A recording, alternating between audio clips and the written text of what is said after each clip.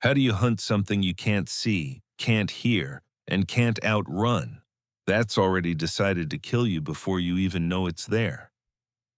That's exactly what Allied sailors had to figure out, and this is how they did it.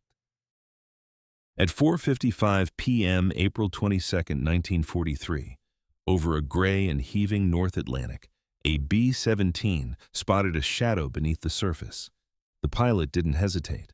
He pushed the aircraft into a shallow dive and released 6 depth charges over the swirl of a diving U-boat. The explosion sent columns of white water 50 feet into the air. The shadow disappeared. The crew marked the position, climbed back to altitude, and continued their patrol. That moment, unglamorous, procedural, almost clinical, is closer to the truth of how the U-boat war was actually fought than anything Hollywood has ever put on screen. There were no underwater knife fights. There was no dramatic sonar ping answered by a desperate silence. There was no single genius commander who broke the whole campaign open with one brilliant move.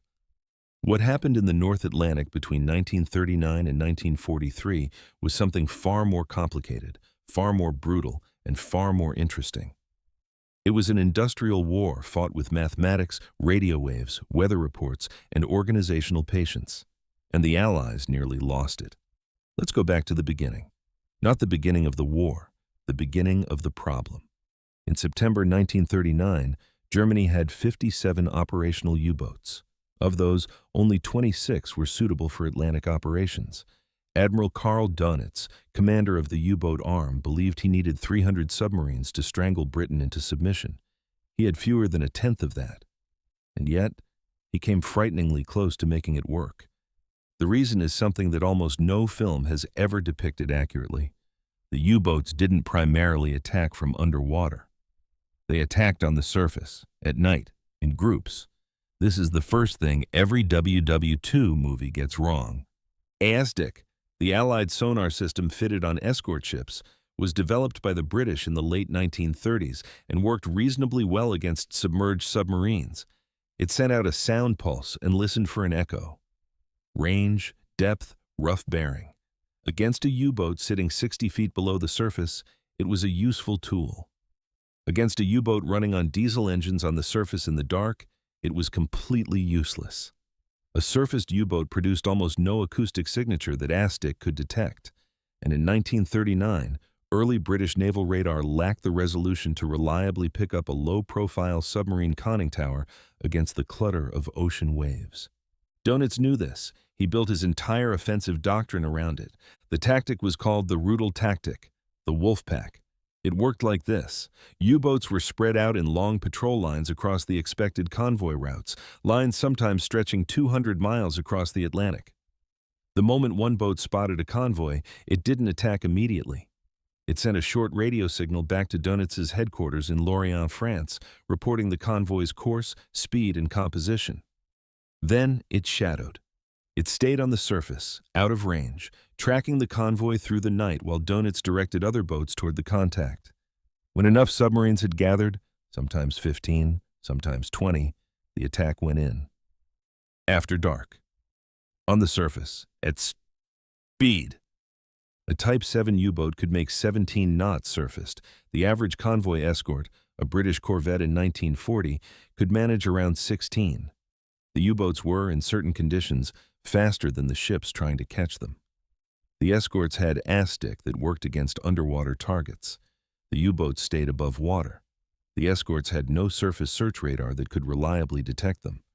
The geometry of the situation was catastrophic for the convoys.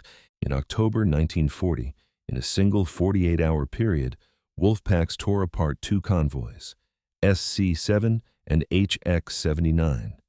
Convoy SC-7 had 6 escorts. It lost 20 of its 35 ships.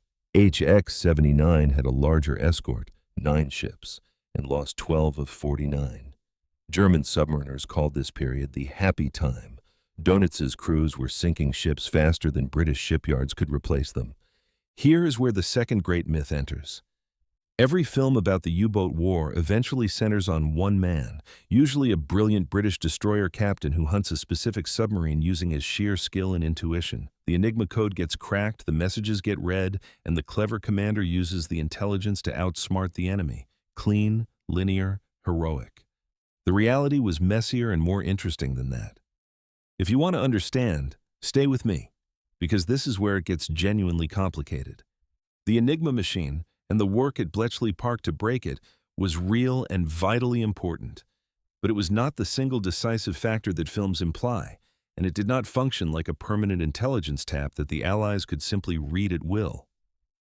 The naval Enigma, the variant used by U-boats called Triton, was cracked for a period. Then the Germans added a fourth rotor to the machine in February 1942. Bletchley Park went blind for almost a year. That year, 1942, was the worst of the war for Allied shipping losses. The U-boat sank over 6 million tons. The blackout in Enigma intelligence was part of the reason. The film version, where cracking the code ends the threat, is fundamentally misleading about how brittle and temporary that intelligence advantage actually was. But something else was happening simultaneously, and films almost never mention it. HF/DF, high-frequency direction finding, called Huff Duff by the men who operated it, was becoming standard equipment on Allied escort ships from February 1942. Here is how it worked. Every time a U-boat sent a radio signal to Donitz, reporting a convoy contact, sending a weather update, acknowledging an order, it broadcast a radio transmission. That transmission could be detected. If two ships with HF/DF receivers were within range, they could each take a bearing on the signal. Where those bearings crossed, that was where the U-boat was. An experienced HF/DF operator could estimate range from signal strength. The target was usually found visually. If the U-boat was slow to dive, surface guns were used immediately. If it crash dived, an ASDIC search began from the point of the diving swirl. The Wolfpack tactic, which depended on U-boats sending frequent radio messages to coordinate attacks, was now actively feeding Allied escorts the positions of the submarines trying to sink them. The Germans didn't know about Huff Duff's existence for a considerable time. When U-boats started disappearing after transmitting, German Naval Command attributed it to improved Allied radar. They equipped U-boats with Metox receivers designed to detect 1.5-meter wavelength radar signals. It didn't help, because radar wasn't the primary problem. Huff Duff was. The Germans were looking for the wrong explanation. The Mid-Atlantic air gap, the stretch of ocean beyond the range of land-based aircraft, was the Wolfpack sanctuary. Donitz knew that aircraft were the U-boat's most dangerous enemy. A surfaced U-boat spotted by an aircraft had almost no good options. It could dive, but a crash dive took between 25 and 35 seconds. A patrol aircraft moving at 200 miles per hour covered nearly 3 miles in that time.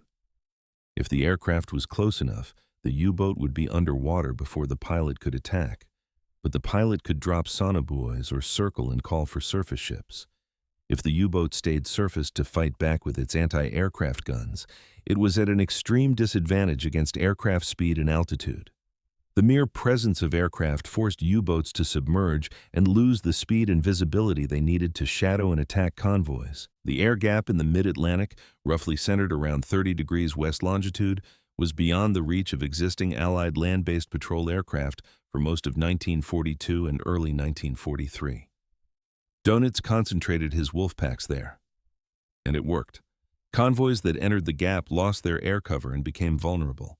The British had a stopgap solution: escort carriers, small carriers converted from merchant hulls that could accompany convoys across the gap. The United States was building them in large numbers. But it took time. At the beginning of 1943, very few were operational in the Atlantic. Convoy protection was still primarily the job of surface escorts, and they were still outnumbered and overworked. March 1943 is the month that defines how close the Allies actually came to losing. In the first 20 days of that month, U-boats sank 82 ships in the Atlantic, totaling 476,000 tons. The largest convoy battle of the entire war occurred around convoys HX-229 and SC-122. Nearly 40 U-boats against a combined convoy of over 90 ships. 21 ships were sunk. The official Royal Navy historian later wrote that Germany had never come closer to severing communications between the New World and the Old than in those first 20 days of March 1943. 12 U-boats were lost that month. The exchange rate still favored Germany. Dönitz could accept losing 12 submarines because German shipyards were producing 20 new U-boats every month. The losses were manageable. The kills were not sustainable for Britain. Then something changed. Not one thing. Everything changed at once. If you found this useful, take a moment, because what comes next is the part that historians call the most dramatic reversal in the Atlantic campaign. It happened in the span of 5 weeks. April 1943 saw fewer U-boats operational. Many of the boats involved in March's battles had returned to port for replenishment, but the boats remaining at sea were still dangerous. On April 30th, U-515 attacked convoy TS-37 off the West African coast and sank 4 tankers in 3 minutes. 3 more followed over the next 6 hours. It was a devastating attack, and it was also nearly the last of its kind. Because in late April 1943, 43 ships departed Liverpool for Halifax. This was convoy ONS-5. Slow, outward bound, many ships in ballast, escorted by Commander Peter Gretton's Escort Group B-7, 5 destroyers and corvettes, ONS-5 moved into the North Atlantic in deteriorating weather. What awaited it was the largest Wolfpack concentration Dönitz had yet assembled. 3 patrol groups, Specht, Meise, Amsel, totaling 58 U-boats were positioned across the convoy's expected route in overlapping patrol lines covering hundreds of miles of ocean. This should have been a massacre. What happened instead became the turning point of the entire Battle of the Atlantic. The weather was appalling. Gale-force winds scattered ships across miles of ocean. Station keeping became nearly impossible. The escorts were burning fuel at unsustainable rates just to hold formation. Gretton's own destroyer, HMS Duncan, ran so low on fuel he was eventually forced to detach to St. John's, Newfoundland, arriving with just hours of fuel remaining. Command of the escort passed to Lieutenant Commander Robert Sherwood aboard HMS Tay. The U-boats made contact on April 28th. Over the next 8 days, attacks came in waves, but something was different. The escorts were using their Huff Duff equipment. Every time a U-boat transmitted its contact report to Dönitz, HMS Tay or one of the other equipped escorts got a bearing. They ran it down. They found the U-boat. They forced it under. They called in aircraft. At 4:55 p.m. on April 22nd, a B-17 from 206 Squadron dropped 6 depth charges on a diving U-boat near the convoy's periphery. Less than an hour later, the same aircraft found U-710 on the surface and sank it. But the attacks were relentless. 13 merchant ships were lost over the week. The escorts were exhausted, low on fuel, low on ammunition. Then, on the night of May 5th, a thick fog descended across the battle area. Dönitz ordered the assault to continue. His Wolfpacks tried to maintain contact in the fog. The U-boats lost visual contact with the convoy completely. The Allied escorts, fitted with centimetric radar, a relatively new development using shorter wavelengths that could detect conning towers against wave clutter far more reliably than earlier metric band equipment, could still see. They could not only defend the convoy, they could hunt.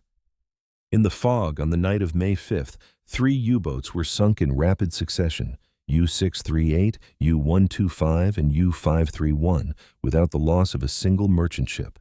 The escorts had turned the darkness into a killing ground. On May 6th, the first support group arrived as reinforcement.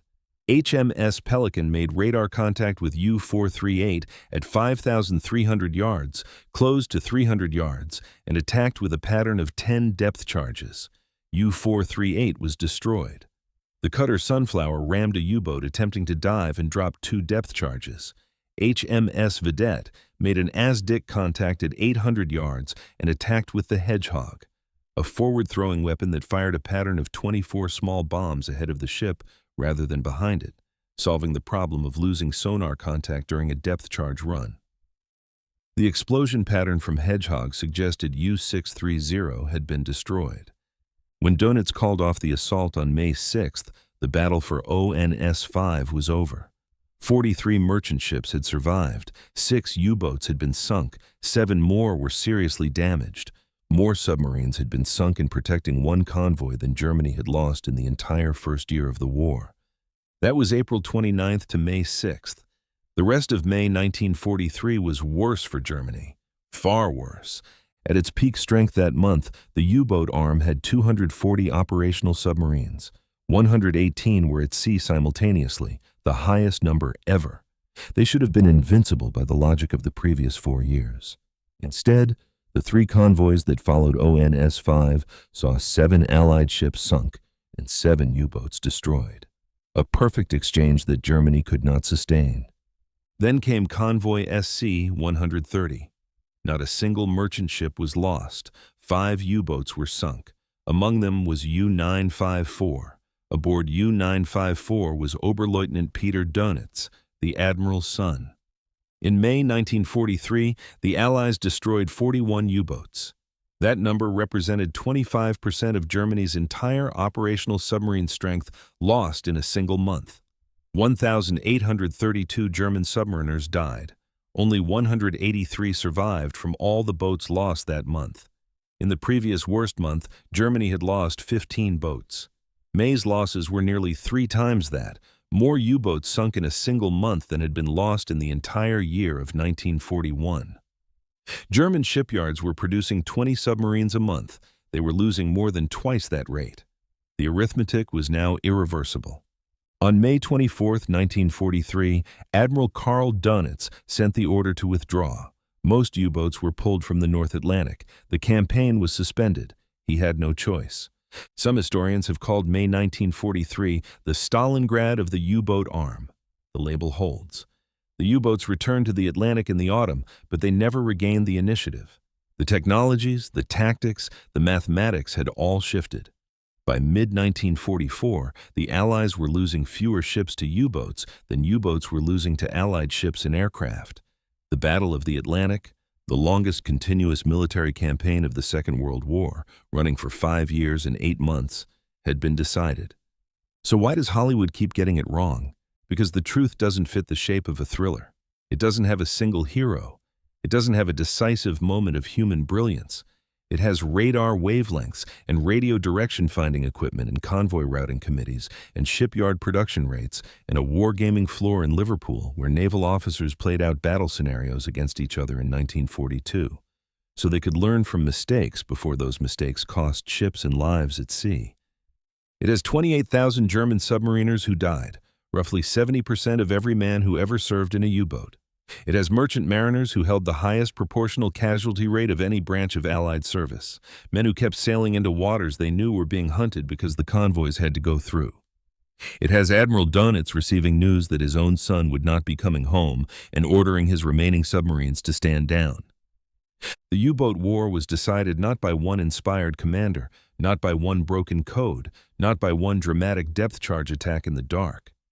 It was decided by the slow, grinding application of better technology, more ships, better training, and a logistical capacity that Germany could never match and never fully understood until it was already over.